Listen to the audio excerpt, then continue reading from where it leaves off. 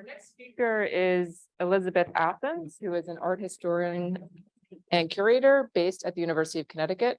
She has been recognized nationally and internationally for her groundbreaking reinterpretation of the portrait galleries at the Worcester Art Museum in Massachusetts, which holds one of the most important collections of early American portraiture.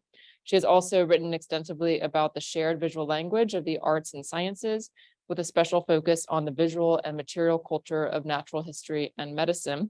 Today, she will be speaking on the cure of old age and the preservation of youth.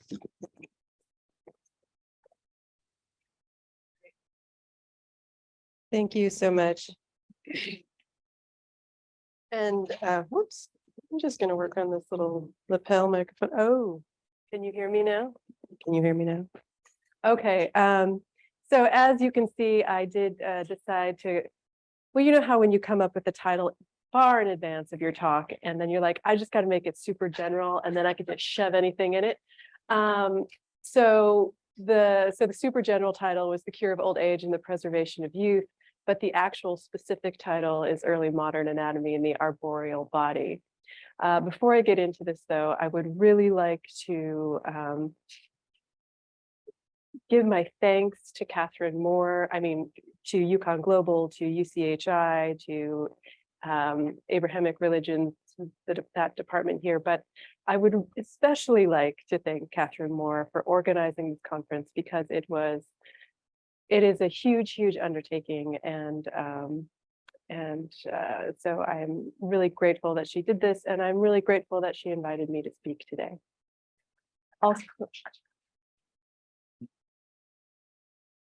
so as many of the talks in this conference have made, will make clear, the tree of life occupies a powerful figurative terrain. It has served as a compelling metaphor and as a pedagogical tool par excellence. Its uses ranging from the explication of theological concepts to the articulation of the history of evolution and the development of species. In my presentation today, I'd like to examine this tree metaphor as it played out in the visual culture of medicine in 16th century Europe, which witnessed an explosion of medical imagery.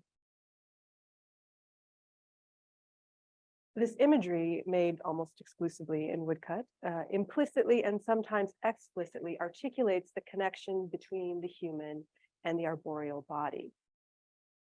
Understandings of the body during this period were developed in part through the practice of dissection, a practice that, like woodcut illustration, required the freeing of a design from a biological substrate to make it intelligible. Likewise, the treatment of illness was most commonly addressed through venesection or bloodletting, in which the physician cut into the body to relieve it of disease-causing humoral imbalances.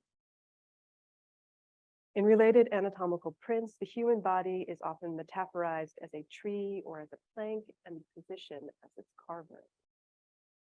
In my talk, I would like to examine three key case studies from the 1530s and the 1540s in particular. So I would like to look at the anatomical fugitive sheets of the German printmaker Heinrich Voltaire, Flemish physician Andreas Vesalius's celebrated Atlas of the Human Body, and a little known yet fascinating print by the Dutch artist Cornelis Antemans. So clearly the alignment of the human body with the arboreal body, as other talks have made clear, was not new to the early modern period.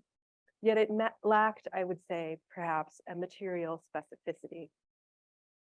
Galen, the classical Greek physician and author whose writings deeply informed medieval and early modern medical practice, instructed his readers to imagine, quote, the trunk of a tree, its lower part terminating in numerous roots, the upper in many branches and twigs, as affording an idea of the blood vessels, end quote. He framed not only the venous system, but also the arterial and nervous systems as dendroidal networks rooted respectively in the heart, liver, and brain. Yet for Galen, such metaphors were aids intended to provoke the memory of what the reader may have seen or observed elsewhere. The analogy was broad, and the associated mental image might be discarded once the concepts of the venous, arterial, and nervous systems were grasped. The medieval surgeon Guy de Chauliac, however, began to draw the two terms of this analogy more closely together. Guy served as the personal physician of Pope Clement IV, providing advice and direction on the management of the Black Death or Great Mortality, which had begun to spread throughout Europe in the mid-1340s. Faced with an illness whose origins were unknown, Clement, with his physician's encouragement, began to allow for autopsy, previously forbidden, of plague victims in the hopes of learning more about the etiology of the disease. And this image that I'm showing you is a Middle Dutch translation of his surgical treatise, and it has images of surgical instruments reproduced here. This is in the collection of the University Library at the University of Utrecht. So, drawing on his experience with this devastating pandemic, he helped shift medicine toward a more empirical approach, one not wholly wed to Galenic models. In 1363, he completed his surgical treatise, a manuscript version of which you see here, that would become a dominant medical text for the next 300 years. Though it still hewed closely to Galenic texts, Guy's opus also spoke to the importance of firsthand visual and tactile experience in medical training.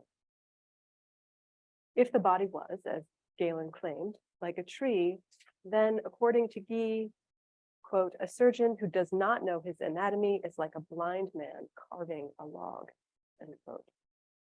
Guy strengthened Galen's metaphor, suggesting that the physical act of cutting into a body was akin to cutting into a tree. Yet it was not until the 16th century anatomical print that this association between arboreal and human body truly gained material force.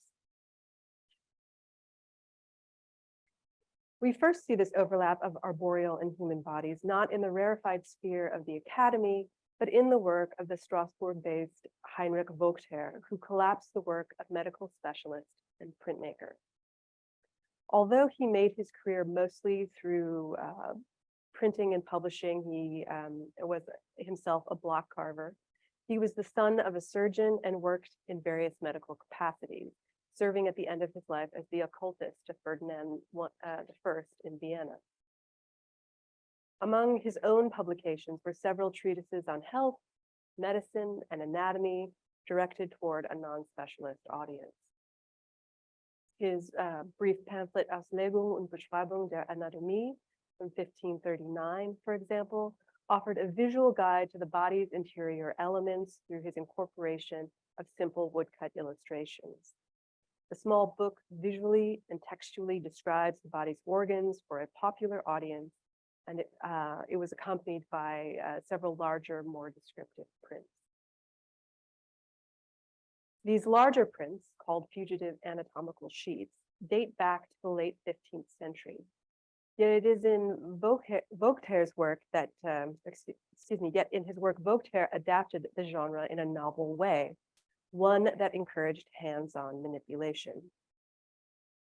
The observer was not simply intended to view the anatomical images, but to cut out and reassemble them into an interactive object akin to a flapbook. The different bodily systems and organs could be individually excised, pasted together, then overlaid on top of an image of a seated man or woman, giving a sense of the structure and order of the body's interior. And because this is an interactive sort of image, I want to play a short video of how it kind of worked.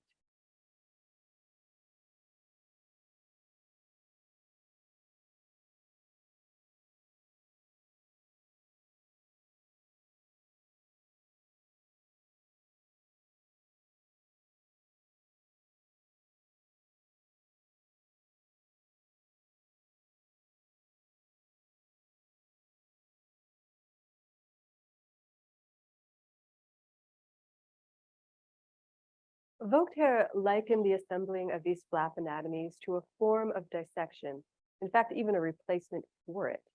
Not everyone, and most especially not the general audience for whom he published, could observe dissection in practice. In the early 16th century, dissections were performed primarily in the winter months for the benefit of medical students. These took place over the course of several days, moving from the exterior of the body to the muscles and tendons, the viscera, and finally to the skeletal system, much like you saw in the flap anatomy. This illustration of a dissection outlines the hierarchical process of basically laying the body open. So we have the vaunted professor of anatomy who is kind of perched high above the scene. He usually reads from Galen. We don't see the textbook here, but that's usually how it worked. And then we see below a man cutting into the body. He was called the sector. He incised the body, and then an extensor pointed to the physical details that were described in the text that was being read out loud. So this looks like a very orderly process in this 1493 print. Yet dissection was a full assault on the cadaver and especially on the senses of the observer. As Voltaire describes in his pamphlet, even in the winter months, cutting into the body created a slippery, stinking chaos. When the structures that hold the inner organs in place are rent by the sector, the viscera can shift or even be ejected from the body with great force. Anyone wishing to observe the opening of a human body, Voltaire warned, quote, should first consider what his goal is, since direct observation was not always particularly enlightening. Indeed, what might one truly be able to see and to know crowded together around a putrefying body? Voltaire's innovative flap anatomies were motivated in part by the fact that they were not subject to the same decay as cadavers, thus allowing for more intensive visual and even tactile experience that might approximate, if not replicate, the operations that took place within the bounds of the anatomical theater.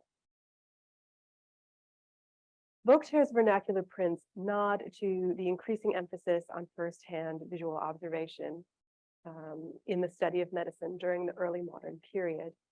They also draw attention to the material resonances between the woodcut illustration and the act of dissection through the viewer's cutting and reassembling of the prints. Ultimately, however, it was Vesalian anatomy that drew out these resonances between the human and arboreal bodies most fully. Andreas Vesalius, the Brussels-born, Paris-trained professor of anatomy at the University of Padua, is typically recognized for shifting the study of medicine from a mastery of Galenic texts to an examination, testing, and revision of those texts. The basis for such revision was the direct visual and tactile observation of the dissected human body, an experience that Vesalius attempted to capture for his book's readers or the readers of his book, De Humani Corporis Fabrica, which I will just refer to as the Fabrica moving forward.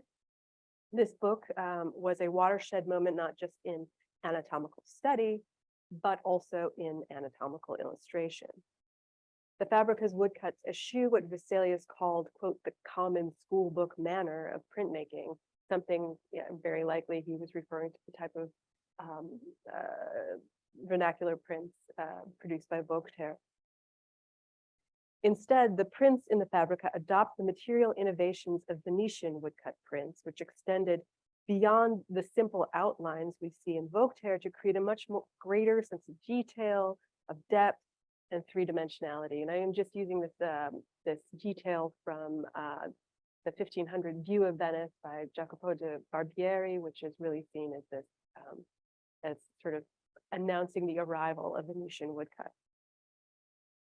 Vesalius, in fact, had his wood blocks for the Fabrica carved in Venice before packing and shipping them to his publisher, Johannes Operinus, in Basel, along with proofs and careful instructions regarding the type of paper and the precision required in printing them. Operinus printed this letter in the Fabrica right after the dedicatory epistle to Holy Roman Emperor Charles V to basically proved that he had closely followed the specifications that Vesalius had outlined.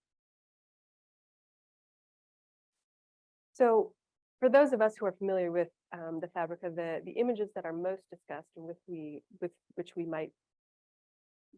we would associate with Vesalius are the famous muscle men, which we see here. These are male bodies whose proportions follow the Polycliton canon. They're standing in various poses, and they're most notably against this rolling landscape that is continuous from print to print. But the figures are not simply idealized male nudes. Instead, they are écorchés, they are flayed bodies representing this sequential dissection as layers of tissue, of muscle, of tendon and ligament are removed to reveal the deepest structures of the human body. The contours of the various elements of the body are articulated, but so too is a sense of mass and volume achieved through a complicated hatching and cross-hatching structure difficult to achieve in the medium of woodcut. In his letter to Operinus, Vesalius referred to this combination of contour and shading as, quote, the artistic style, and what makes the illustration so elegant, so thoroughly delightful to view, as well as informative. Vesalius carefully attends the craftsmanship of his illustrations and how they were materially created. Although he does not provide the names of either artist or woodblock cutter, we gain a sense of the role these figures would have played in the production of the images from Vesalius's colleague and contemporary, Leonard Fuchs. In the year prior to the publication of the Fabrica, Fuchs, a professor of medicine at Tübingen, published his own illustrated opus on botany and materia medica de historia stirpium. As Sachiko Kusukawa has pointed out, Fuchs highlighted not only his own efforts, but paid special attention to the work of the artists and block cutter as well. The designers of the images were important in adding to the clarity and the utility of Fuchs's text, but the block cutter in some ways was most essential. The relationship between artist and block cutter is ably outlined in the 16th century Book of Trades. Here, the designer explains that whatever images we see are due to his and the carver's diligent work. The block cutter or carver, for his part, explains that he, in fact, improves, he refines anything that the hand of the rival painter delineates. Through their joint efforts, the world is clearly rendered and humanity is ennobled and preserved for posterity. The tripartite system of representation that Fuchs outlined in the preface of De Historia Stirpium is not unlike the tripartite system typically used in 16th century dissections. Though these two systems don't precisely map one onto the other, they reflect a division of labor among specialists, whether among professor, assessor, and sector on one hand, or among professor, artist, and carver on the other. When it came to the practice of medicine, Vesalius notably disliked this tripartite division, believing it led to the degradation of medical knowledge. In the preface to the Fabrica, he attributed the this degradation to doctors who scorned working with their hands. By leaving the manual aspects of dissection to others, he wrote, contemporary physicians simply, quote, squawk like jackdaws from their lofty professional chairs, things they have never done, end quote, while the sector and assessor, quote, butcher what they were meant to demonstrate, end quote. The solution to this degradation of medical knowledge was for physicians to conduct dissection themselves. As professor of anatomy at the University of Padua, Vesalius collapsed the separate tasks of physician, sector, and assessor, and performed all the roles himself, articulating an epistemology that braided together eye, hand, and mind. This model of medical knowledge is made patently clear in the portrait of Vesalius at the beginning of the Fabrica. In the solitude of his study, the physician dissects, observes, and writes, using all the faculties required for bringing medicine to its state of perfection. As Pablo Moret points out, the part of the body he addresses in this particular print is rich with significance. He chooses here to show himself dissecting a hand, A hand was one of the most complex areas to dissect, but it was also a virtuosic display of Vesalius's ability to, as Moret says, expose the organ that allows him to expose the secrets of the body. So it's his own hands that allow him to come to an understanding of the human body, and he is dissecting an example of that very organ in this particular print. The frontispiece to the Fabrica reinforces this yoking together of eye, hand, and mind. Here we see Vesalius at the center of an anatomical theater with one hand pointing heavenward and the other hand on the hip of a female cadaver. He is in this scrum surrounded by a crush of onlookers, one apparently following along in a related text, and the cadaver itself is placed kind of on an angle so that we can see the instruments necessary to conduct the dissection. Vesalius clearly is portrayed in obvious contrast to his predecessors.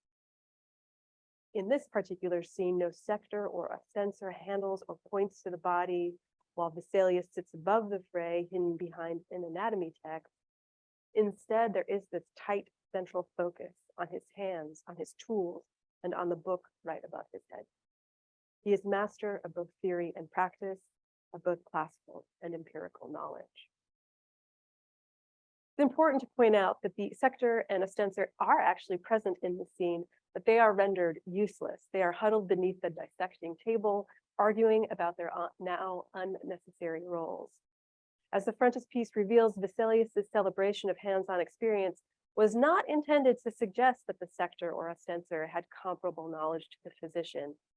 Instead, it effaced these figures and made them obsolete, as their specialized skills were subsumed into the work of the anatomist or professor or the physician. Vesalius's interest in intellectual and actual physical control of the dissection process found a parallel in his desire to carefully manage the design, the carving, and printing of the illustrations for the Fabrica. He approached the book project with the same granularity as he did his anatomical work. Unlike Fuchs, he effaced the efforts of the designer of the Fabrica's images. These were assumed to be created by Stephen van Kelkar, who had prepared designs for Vesalius's earlier anatomical tables, though sometimes the artist is imputed to be the Renaissance master Titian. He also obscures the role of the carver of the woodblocks. His only mention of either of them is when he described to a colleague his frustration in contending, quote, with the bad temper of artists and cutters, so only really referred to in this pejorative sense. Like the sector and the ostensor, they lurk beneath or below Vesalius's opus. In the Fabrica, he presents himself as the commanding craftsman who was as hands-on in the creation of the woodcuts as he was in the dissection of bodies. So just as the manipulation of the material substrate of the human body was no longer the menial work of butchers, but of the physician himself, so too was the manipulation, it is implied, of the print matrix. As a result, Vesalius's incorporation of woodcut in his Fabrica does not just convey his scientific discoveries, but articulates the framework that permits their development. They are integral to his argument for hands-on practice. Perhaps then the most striking illustration of the book is, are not the images of articulated skeletons of flayed bodies, but is instead this depiction of the various instruments used in laying the body open. The array of cutting and piercing tools, knives and razors, needles and hooks, points to the material processes of dissection, of teasing out veins, arteries, and nerves from their surrounding flesh in order to make them visible. Importantly, the instruments and materials depicted are also not unlike, and in some cases identical to, those used to carve the panels for the Fabrica's illustrations. The tools used were typically beveled knives, furins, and gouges of various widths. And I just have an example of a variety of cutting instruments that would have been used in woodcut, taken from J.M. Papillon's 18th century text on this on this subject. So in addition to sharing similar tools, woodcut and dissection shared the same subtractive technique. David Rosand observed, quote, "The process involves the liberation of the drawn line from the wood. Initially conceived as and by the single stroke of the pen, its cutting requires several movements of the knife which operates from outside the line. The original line, freed on all sides and thus defined externally, becomes a more fully independent and more deliberately bounded mark," end quote. And I am just showing you here an example of one of the extant 16th century woodblocks that are still extant at the best place on earth, the Museum Plantin Moretus, which is, well, it's the best place on earth. So you can see how it's this kind of excavation, this kind of digging in and carving out, and the sort of graphic structure that it requires. So just as dissection was the excavation of the body's networks of veins and arteries, ligaments and nerves, the woodcut was the freeing of a design from a biological substrate to make it visible and thus intelligible. In early modern anatomical prints, we see the body analogized as a tree or plank and the anatomist as its carver. Vesalius was deeply attentive to the relationship between the cutting of the woodblocks, the specific types of marks they yielded, and how they evoked the very fibers of the human fabric. He wrote of one illustration that it was intended in the markings on the face and neck to show the fibers comprising the muscles. Going deeper, he also outlined the various types and functions of bodily fibers used in the veins. So on the left is still muscles, on the right are veins. So these bodily fibers used in the veins are the vertical, transverse, and oblique fibers. And so he's illustrating them independent of any structure that they compose.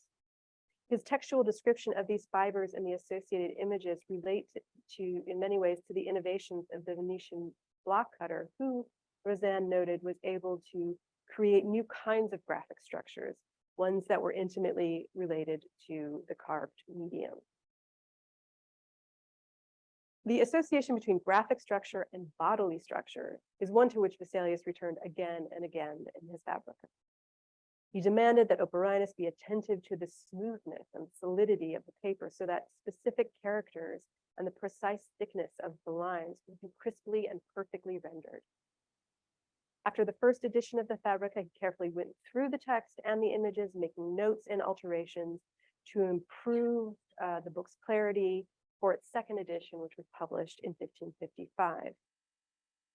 Quite recently, annotations in Vesalius's hand were found on a second edition, 1555 edition of the Fabrica, for a proposed third edition that was never published. This volume is now on deposit at the University of Toronto. Again, we see in these notations how Vesalius worked to perfect the alignment between the graphic structure of his woodcut illustrations and the bodily structures of the anatomized body. He was perpetually vexed by artists who pirated the illustrations of the Fabrica, since they were incapable, he believed, of recreating the art and accuracy of his woodcuts. But even as Vesalius bemoaned unauthorized copies, of which there were many, he was also aware that as a pedagogical tool, the Fabrica was not an entirely convenient source material. It was a large, unwieldy volume, and its Latin was self-consciously erudite and unnecessarily complex. To transform it into something more accessible to the novice, he developed at the same time his epitome, which streamlined the text and images of the Fabrica.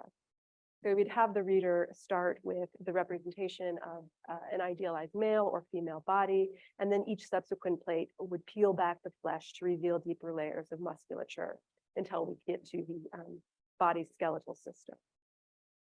But for the study and examination of the body's internal organs and nervous and circulatory systems, Vesalius, in fact, adopted the flap anatomy in his epitome, marrying the elevated artistic style of the Fabrica with the popular genre established by Heinrich Voltaire. Just like the vernacular flap anatomies, the reader of the epitome was instructed to cut out the various systems and organs, interleave them, and paste them together to approximate their spatial relationships within the body. And this one is an example of the epitome that was, not all of them that are still extant were cut apart and put together. This is at the Huntington Library, and this also represents, he printed the epitome in Latin, but he also printed it in German to make it even more accessible. And this is a German language version. So Voltaire's flap anatomies drew attention, I would say, to the material resonances between woodcut and dissection through the cutting and collaging of prints. Yet Vesalius's epitome deepened that association. It offers, in fact, this double reenactment. Just as the carving of the wood blocks for the illustrations recreated the act of dissection, the cutting and pasting of the resulting prints recreated that act of dissection a second time. The handiwork necessary to become a skilled physician is approximated in the production of the print matrix. Both demanded the cutting, gouging, and shaving of biological matter to reveal the complex network of fibers that comprise the human body on one hand, and the graphic structures peculiar to woodcut on the other. So to conclude my presentation, I would like to turn my attention briefly to a delightful, if little known print by the artist Cornelis Antonins. Antonins was is perhaps best known for his aerial view of Amsterdam, which he did as a painting and then later as this woodblock print that you see here. And he also did many allegorical woodcuts, an example of what you see on the right. But the work that I want to turn my attention to delineates the key veins used in bloodletting. And it is atypical of his oeuvre. So far as I am aware, it is the only anatomical print attributed to the artist. According to the Latin inscription on this version, the print was commissioned by the botanist and physician Remiclus Fuchs, contemporary of Vesalius, who likewise underwent medical training in Paris. He dedicated the print to his colleague and friend, Lambert Deur, a canon of Liège. And I just, before I get into any discussions, I want to, first of all, thank Daniel Marcosi of the Vesalius Census Project, who pointed me to this print, and then also Monique Cornell, who is the expert on anatomical prints. She and I talked, we went through the inscription and were able to sort of track the history of this print in a way that I don't think has been done before. So the purpose of this print, Remiclus declared, was to aid medical students to make visible those features of the human body that might elude the senses, but that are essential to effective medical care. This Venus map highlights veins described both by the ancients and by contemporary physicians for the use in bleeding. Like Vesalius, it nods to Galenic precedent while also presenting the discoveries made through hands-on empirical study. Another version of the print, plagiarized by the Antwerp printmaker Sylvester van Paris, replaces the dedication with a more general inscription that makes clear this map of the veins includes some not mentioned by Galen, highlighting its importance as the most up-to-date document on the practice of bloodletting. But what is most compelling to me about this print is how it analogizes the human and arboreal body in a way that is quite distinct from the Vesalian model, yet equally effective. While Vesalius's Fabrica implicitly articulated the relationship between the anatomist and the block cutter, between the fibers of the body and the graphic structure of the woodcut, Antonin's print makes the analogy iconographically explicit. As Alexandre Wachtel has observed, the central male figure rhymes, in fact, almost bleeds into the tree behind him. The root system of the one connects to the venous system of the other, drawing out the Galenic associations with which this talk began. The veins of the human body are like the roots, the branches, and the twigs of a tree. While the metaphor was merely an aid toward greater understanding for Galen, by the 16th century, we see this metaphor materialize. As Wachtel makes clear, the depicted tree speaks to the origin of the image and to its authorship. The knowledge that this woodcut represents is knowledge of manual manipulation, of cutting, of carving, piercing deep into the mysteries of the human body. It represents not classical medical knowledge transmitted unaltered, the classical knowledge running up against the intractability of biological matter. More importantly, it represents the ability of the anatomist and block cutter, whether they are one person or two, to coax such matter into legible, meaningful form. Thank you.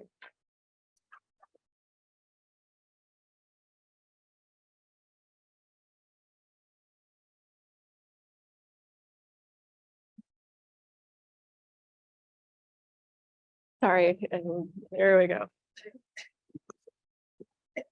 And if you are online and have a question, please do type it into chat. Is there a question from in the room or on chat? Yep, Robin. Maybe. That was brilliant. That was really great. Especially because of your close attention to visual readings of the images.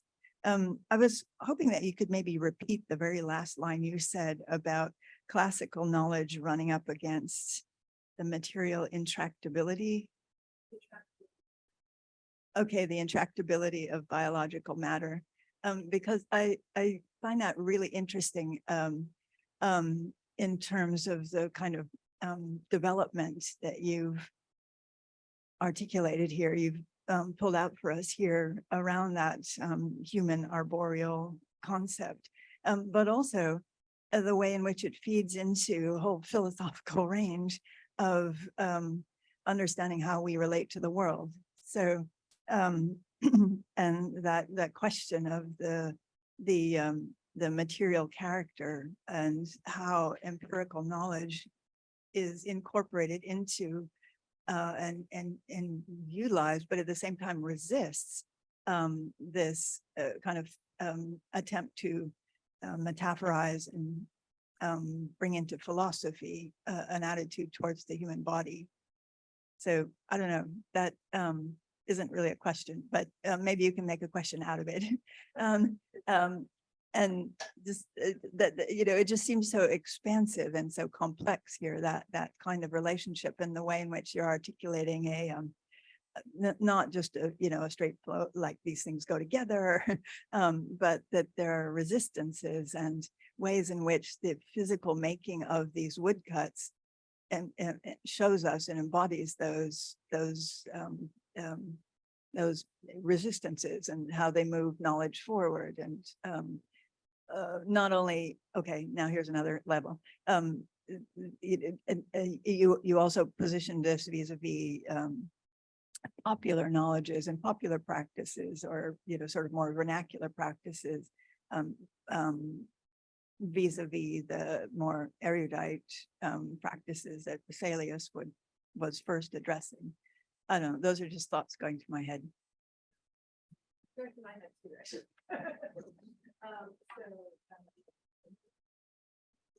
Yeah, thank you for that really lovely analysis, actually. I mean, this is an early version of a larger project that I am trying to kind of work out, and so I confess I don't have all the sort of, it's still in the process of working out. But there are so many layers to thinking about this, and it's trying to figure out how to kind of tease them all apart. There's that sort of that sort of social structure that's being addressed in both the vernacular works and then in Vesalius's work, this kind of tension between high and low. And then it seems to me like Vesalius is really trying to it's in being so hands-on with his prints, with the illustrations and in the Fabrica. It's like he's trying, like there is this sort of intractability of biological matter, whether it's a body that is being dissected or a plank that is being carved. And it's like he's just trying to reduce the amount of drag that sort of interference, you know, like he's so specific in writing to Operinus that he's like, you need to use this kind of paper, and he's like, I have packed proofs, and they're on top of each block, and I'm going to travel to Basel so I can oversee the printing of these. Like, he is just trying to, it's almost like he's patently aware of the sort of possibility of misregistration, and he's trying to, against all knowledge, knowing that there's going to be this kind of misregistration or interference, he's trying to like stall against it, I suppose. I'm not articulating that as well as I'd like, but it's an interesting, it's interesting to see what kind of, like his sort of just wrestling with the materiality of both the body and the print.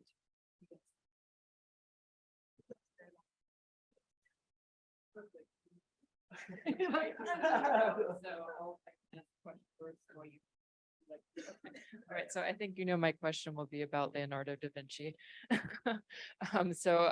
Do you see anything in Vesalius or the other people that you're studying in the 1530s and 40s where they're thinking that you should be studying actual trees in order to understand the human body in a way that Leonardo da Vinci did? I'm being full aware that there's no evidence that Vesalius was aware of Leonardo's notebooks. And then I also was curious if you see any evidence of a study of the geometry of the veins comparable to what Leonardo does. Those are good questions. And, I haven't I haven't come across examples of either, but because I'm at the kind of beginning stages of my research. And also I tend to see myself as an 18th century specialist. So I'm like, what am I doing here in the 16th century? But I do think there's something, the reason I actually started thinking about Vesalius is when I was at the Huntington and I was doing research on, I was focusing on late 17th century, early 18th century natural history treatises. And I was most fascinated, I've always been fascinated by Nehemiah Grew's The Anatomy of Plants. And he talks about like the warp and weft of the fibers, this notion of fabric. And then I was like, I wonder what other physicians or naturalists or whatever were using that term of fabric to refer to the natural world. And of course, I was like, well, the obvious contender is going to be Vesalius. And so, and Grew is kind of, even though he's working much later, he is kind of making this sort of comparative anatomy between plants and humans. So like looking for, like veins or those sorts of things in the plants. And so I think that there is definitely this kind of closer connection. I've only seen it in late 17th century, but I assume that it comes up earlier. I'll find out.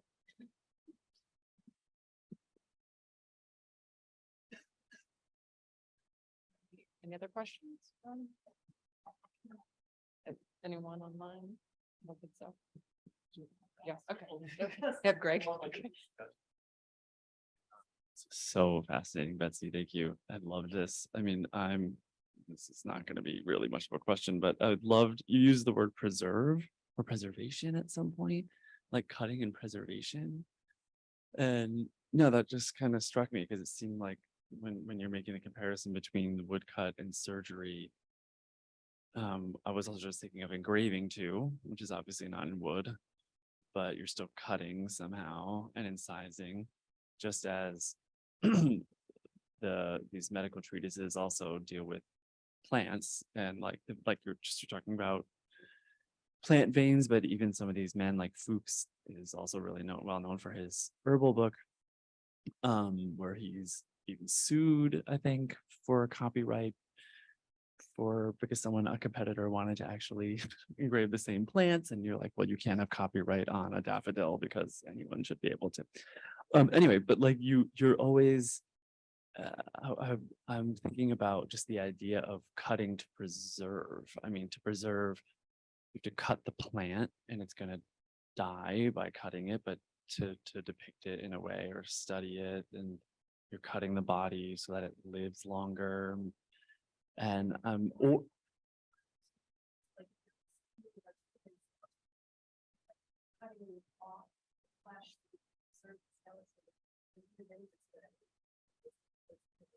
taxidermy.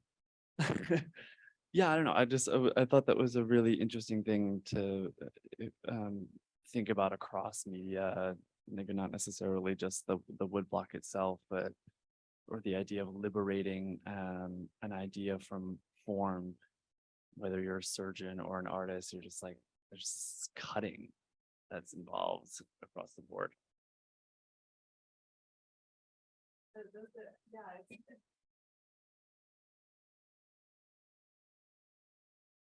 I'm so glad that the questions are like these kind of word clouds, because that's kind of how I've been how I've been dealing with this topic. And so this was my first attempt to instead of thinking of it in this kind of more general way, like how can I put this together? And and I think this has been really helpful in kind of pointing out areas in which to kind of focus, and also your comments have all been very useful in that regard too. So thank you. But yeah, I'm really excited to see where this goes. I mean, it's been a really exciting kind of study, and it's strange because Vesalius has been looked at so in depth and in such detail, but I don't think I have seen this kind of I mean, when I first came across those illustrations of the fibers, where it's just this abstraction, where it's just sort of sprung loose of any particular structure, I was like, that looks like a printmaking manual to me.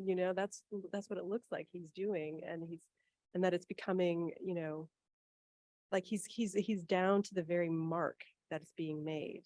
His attention is directed towards that, and so it just felt like a good place to approach someone who has been considered in such great depth and detail.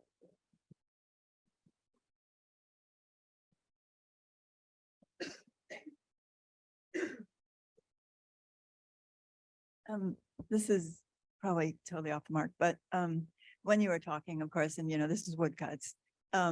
And then I was thinking, oh, what happens later in time when there are other forms of printmaking invented, and then photography, and I was just going through that. And but I was also wondering about going backwards, or sideways to Leonardo, or to drawing, to putting a mark on a paper rather than cutting. And that, I mean, so there's first of all, the particular connection to woodcut, to print form that you're marking, which I think is so fascinating. But then there's also the printing aspect, which of course have these kinds of prints for mass production happen now. And that idea of putting these out for the relationship between, dissection, woodcut, printing, and mass audiences is what I was thinking of, as opposed to other forms of envisioning dissection or envisioning the human body. And just thinking about that in relation to this, human arboreal connection. So just an idea.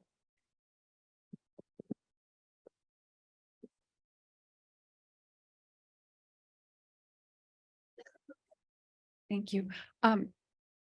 Obviously, I don't know much about wood printing, but I'm wondering, did they use a common kind of wood? Is it well known what woods they used? And the reason I asked that question is I was wondering if the hardness of the wood affected the detail that could go into the cutting, which then affected the information that could be conveyed by the cutting.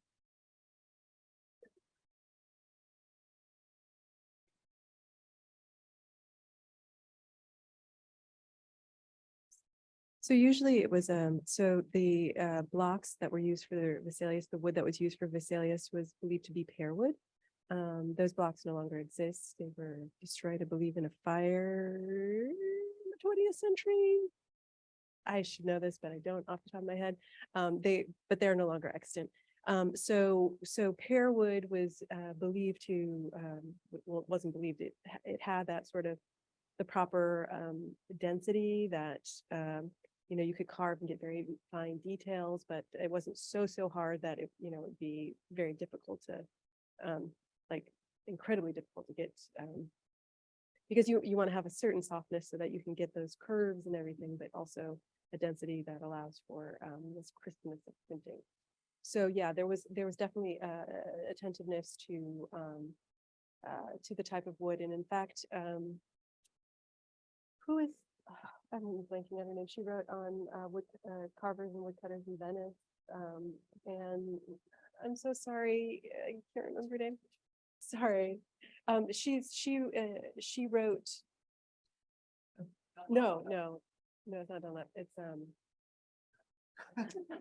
anyway, it's a really, basically she tries to like track down every wood carver in Venice in like over 2 centuries, and also like how wood was harvested, what wood was used, where it was coming from, and it's a really fascinating text. But so she gets into incredibly granular detail about the woods that were being selected for carving.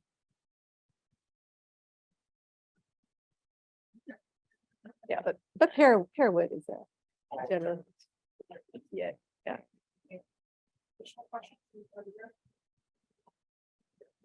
Thank you, Betsy, very much for sharing your work.